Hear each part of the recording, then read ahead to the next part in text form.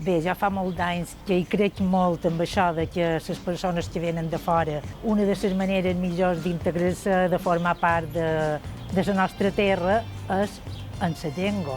Jo crec que la llengua, com tantes altres coses, perquè s'estimi i agradi, s'ha de conèixer.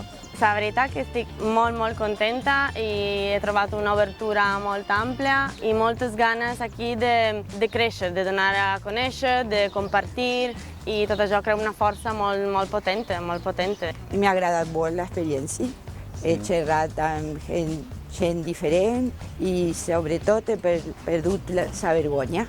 Per la gent que està aprenent, jo crec que és un 10, perquè no només és posar en pràctica el que aprens a classe, sinó en les coses senzilles del dia a dia, perquè te n'adonis que sí que serveix xerrar en català. Són un format per acostar-te a la llengua d'una manera més lúdica i distesa, sense que sigui exactament una obligació. Ajudam a integrar aquesta gent, però mos ajudam a nosaltres a aprendre moltes coses d'elles.